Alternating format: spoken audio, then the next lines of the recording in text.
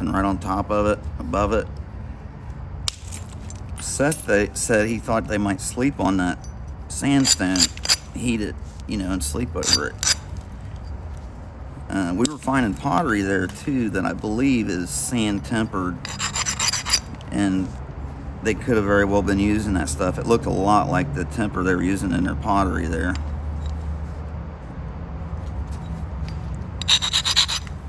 The pottery back home is shell tempered,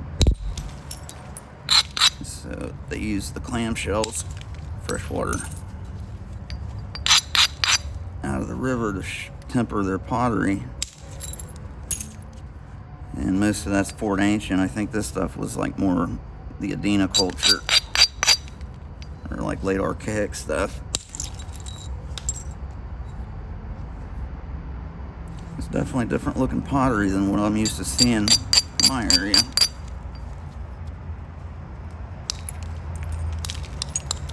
So much for the flint knapping lesson, huh?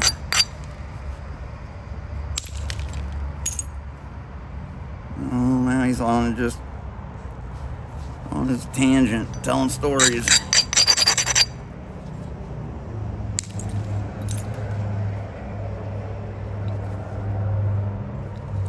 So this side is not bad. This side here has got quite a bit of thickness still, so I'm gonna go ahead and turn this edge.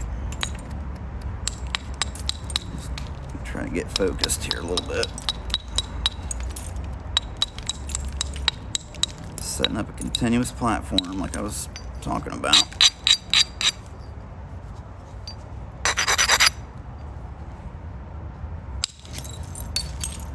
So that one will really help thin that base out.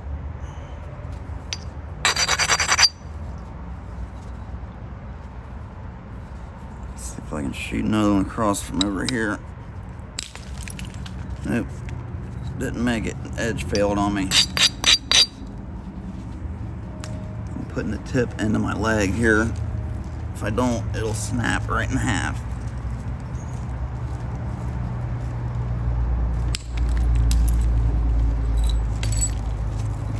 Cleared that junk off there.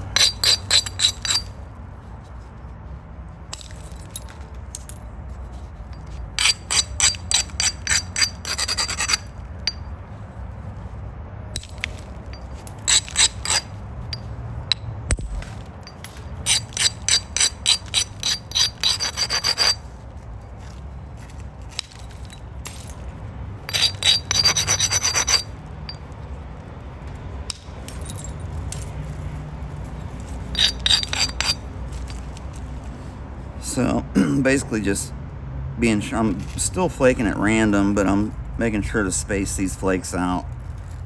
That'll leave me ridges for my next flakes. If I hit them too close together, it won't leave ridges. It'll just be a flat surface. I could actually space them out a little bit more. So when I start getting down like this, I'll take a set like that on this side, and then I'll flip it, do the same thing. Then I'll flip it end for end, do that, and another one. And I do it in that order to keep myself in a routine and not jump around too much. So once now, it's... do you want them to be offset in the center when they meet, like from one side to the other? Oh, the flakes? Yeah. It doesn't really matter. Don't matter. Mm-mm. Well, are your ridges where you're going to hit? Yeah, I mean, there are people that nap like that. I think Jake Anderson kind of naps like that a lot. He'll line his ridges up from each side, and that way he'll get big thinning flakes, you know, to rock all the way across there. But so yeah, I just took those. I'll flip it, make sure this edge is all turned good. Just anything that's hanging down this way, I want to turn it back up this way.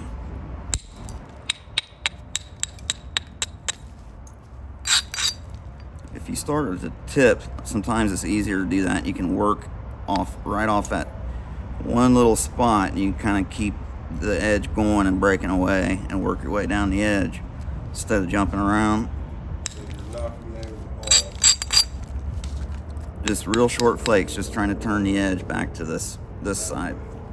Is that the side you want to take off of? That's the side I'm after, yeah. So you want to make it the low point when you flip it? Yeah.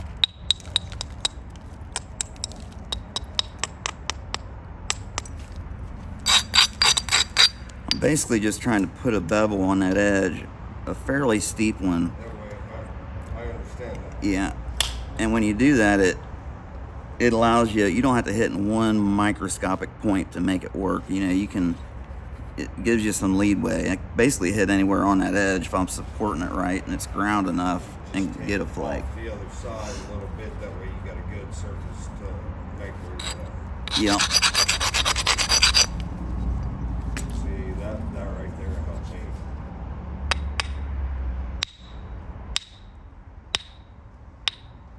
That's not releasing right there because it's real dull and there's a bump right there on it. I gotta support that in with my finger, it'll break. Come over here and work into that. Just kind of nip it off there. If I just kept smacking it, I might have broke the whole thing, you know? Right half. Yeah.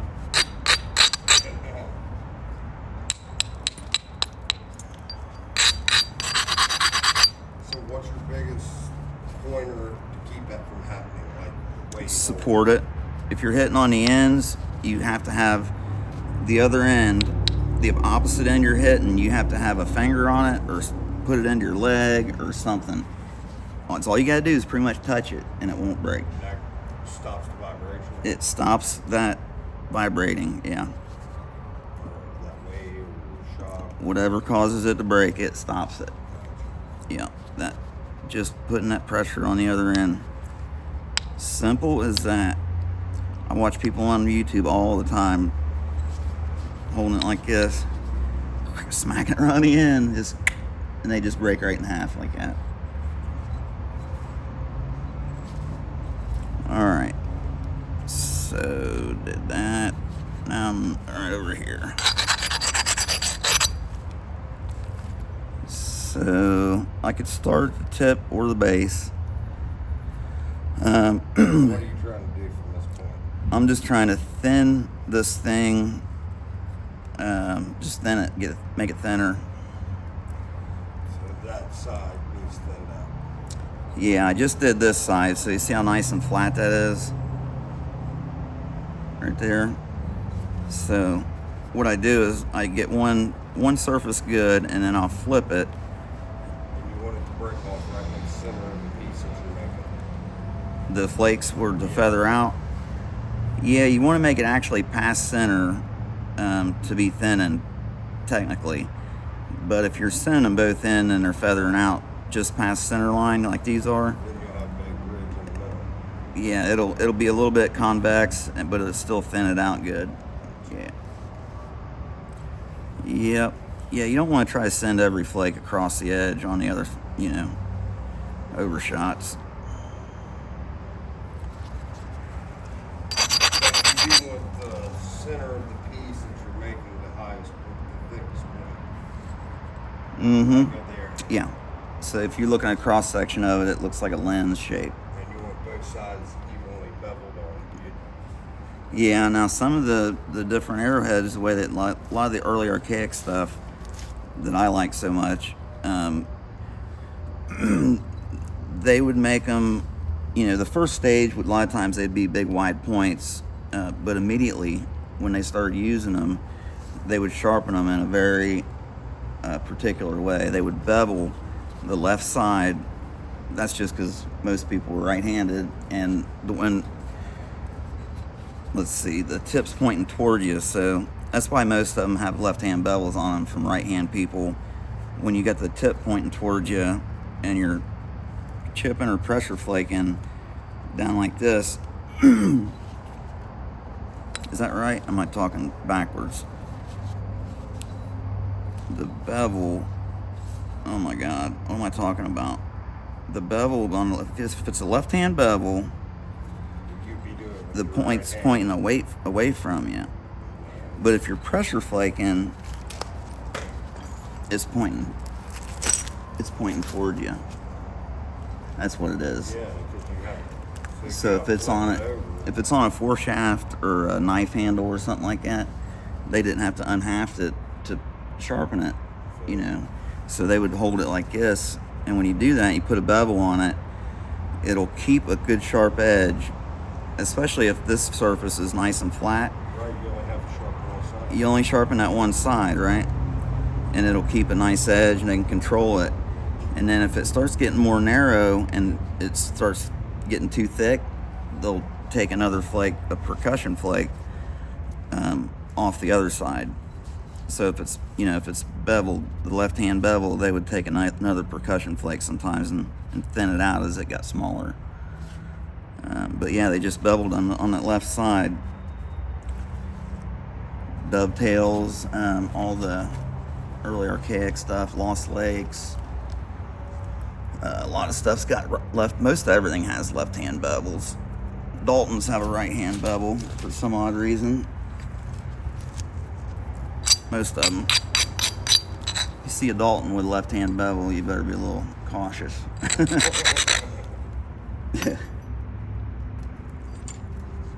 All right, let me get back to business here. Take this set of percussion flakes I've been talking about for 10 minutes. I hope this is helping. I think it is. With him here asking me questions, it's like somebody being able to talk to me, and you know, Yeah, because I'm just starting. it helps me explain shit too, or stuff too. I had to put a warning on the language on the last one. We're kind of on vacation, so we're a little loose-lipped. I apologize.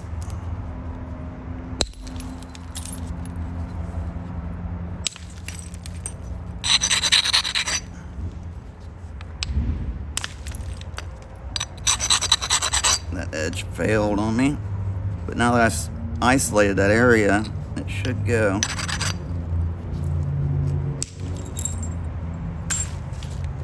Yeah, buddy. You see it's getting thinner up here now.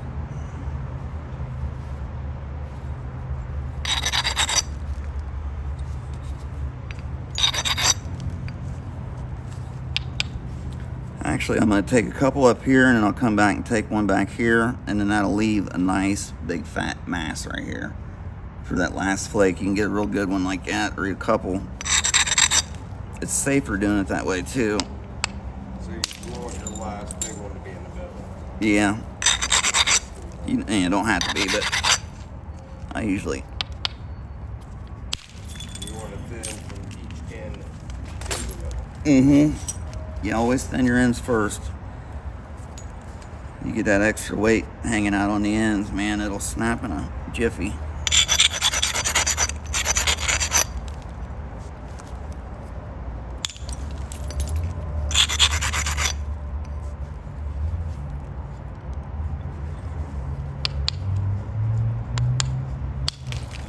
That had me scared. That edge was a little bit this way too much.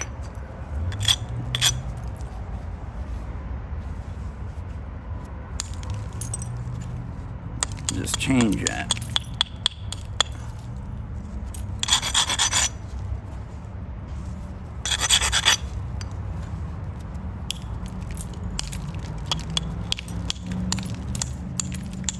Go ahead and trim those deltas off there. See, the thing that bothered me when I was watching how to do it, and I didn't understand this. I don't know all the terms and right words for everything everybody uses. Right. Yeah, I could see where that'd be a problem. So Yeah, I could do a video on just flint knapping terminology, terms. Yeah, I remember that being an issue with me too. Like, what the hell is he talking? What's a platform and what's a right?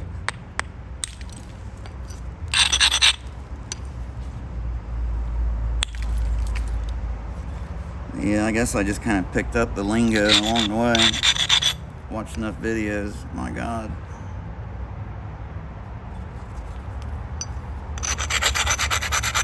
Okay, so this edge is this way enough. Looks like I should be able to get a couple flakes right here. Maybe one. supporting the tip.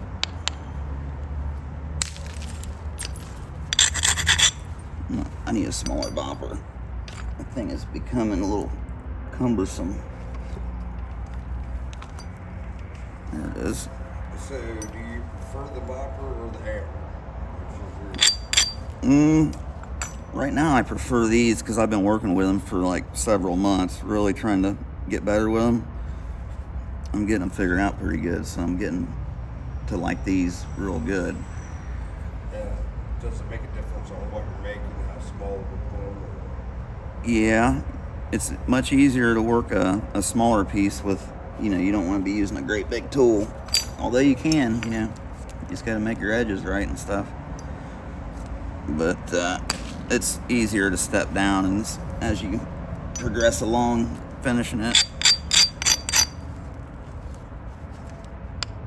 Somebody just asked me in an email, he was getting ready to order tools. Somebody's getting ready to take lessons from me, and he's getting all set up.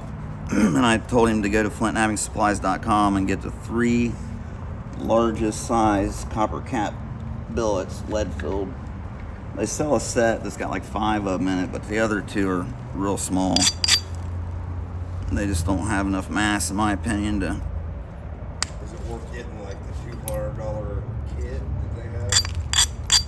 Yeah, when you start out, you should probably just get the whole kit. That way you can play around with them all. And If you can't afford it, you should start out with the bopper. yeah, just the lead-filled boppers, I'd say, is the most forgiving and user-friendly tool to start with. He was asking me whether you should get lead-filled or solid copper, and I said probably get lead-filled, because solid, and it's soft. This is actually softer than a solid copper billet, the lead-filled, because it's got that lead in there behind it. So it makes it Lets it move a little more. But the solid copper works great, but you gotta hit the edge just right, because it magnifies the problem. Like, it packs a lot of energy, I guess, because it's solid copper. It just weighs so much. from a triple way to D. Exactly. So if you hit it wrong, it'll do some damage, you know.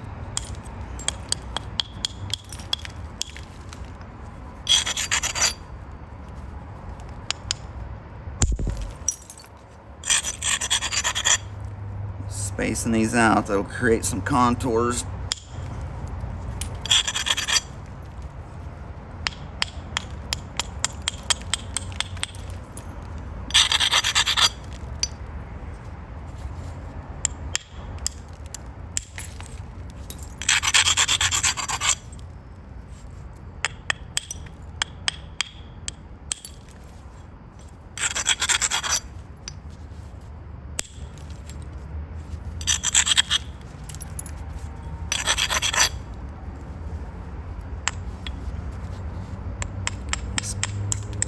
I know once you start, it gets in your blood. It is addicting. I don't think anybody will argue that.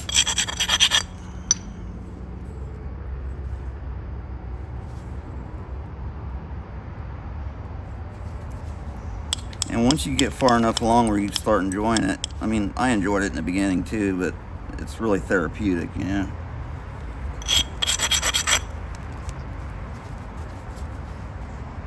Break in half, almost bad. Son of a mother Flint Knapper.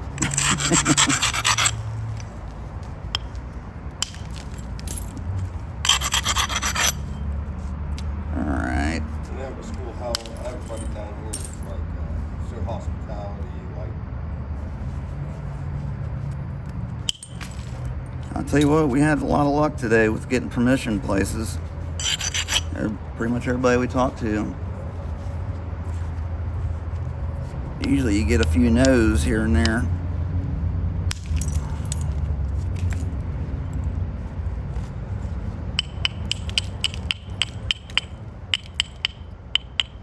It's getting thin now. I gotta start being careful.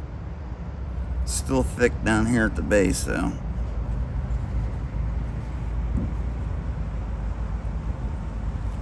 I think I need to get one this way. So you're gonna Which side? So I'm gonna try to get one right here because I got the edge looks like it's kind of turned down this way. So you're gonna have to file the bottom side down. Yeah, I can take it and basically just shear it a little bit like that, and it'll really turn that edge down this way. So when I flip it over, it's you know, it gives me a little flat surface right there to hit and carry that energy through there, because the crack initiates just above the edge, and it's right on the top of that Hertzine cone, you know, and it spreads out. It's kind of a tight squeeze, and I get clear of that. That's the problem I get to right there. It's like, yeah.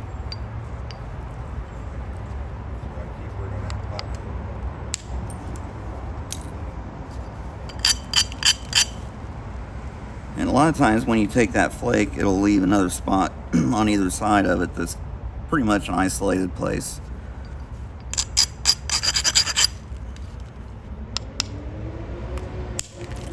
Ooh, man, I overstruck that bad.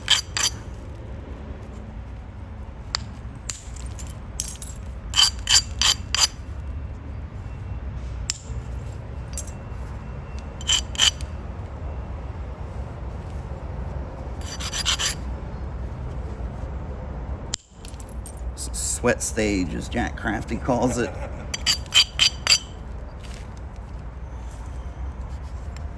Okay, I've got a big square spot on the edge right here. I need to get that off there.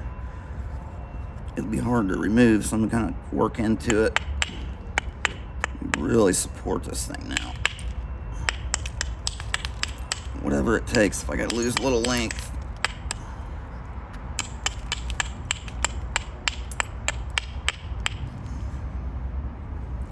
Almost got you.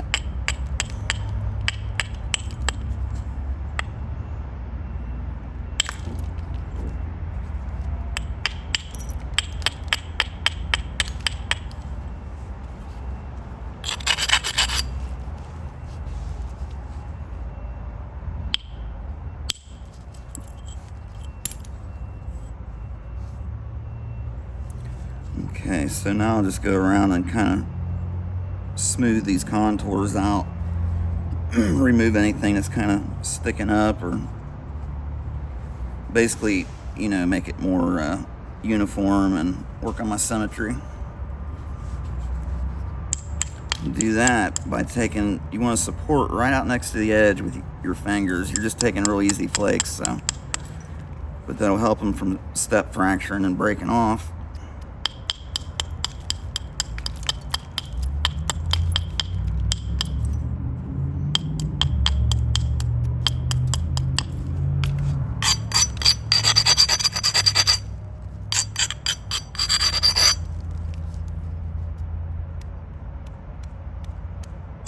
Just want a little one there.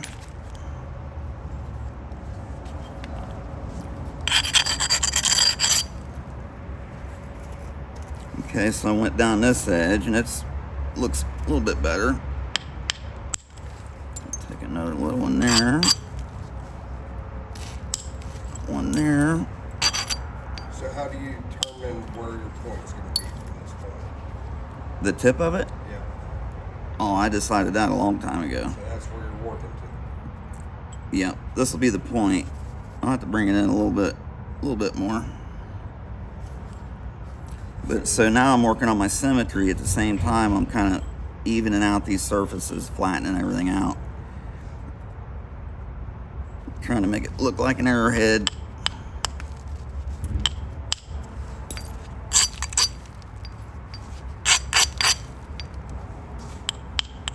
That little bear didn't make.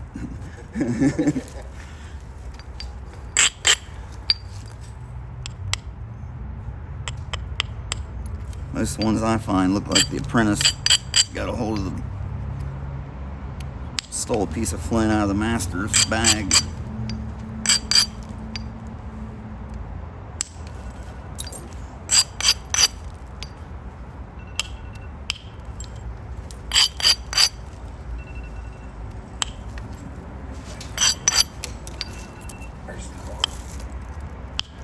Okay.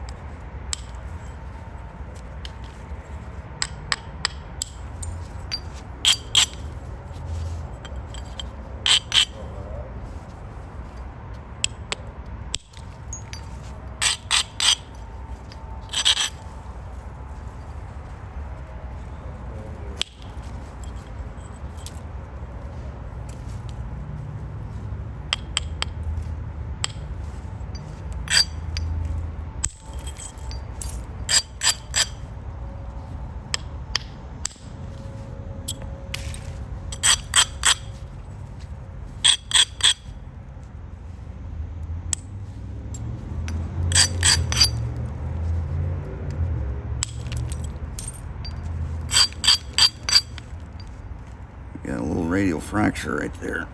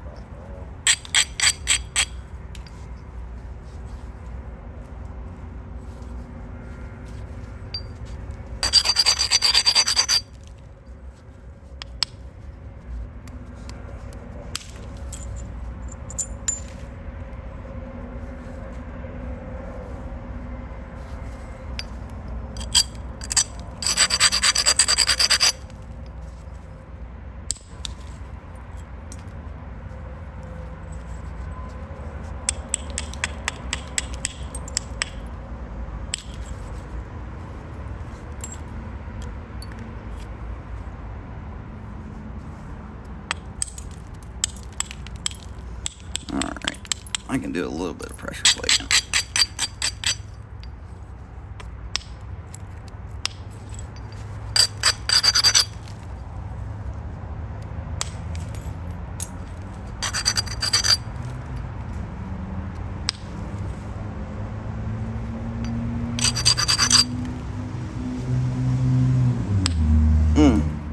Did it go? Nope.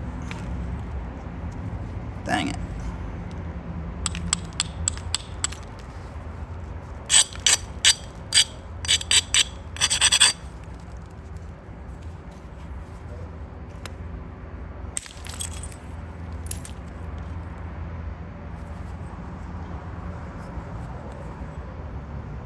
Oh yeah.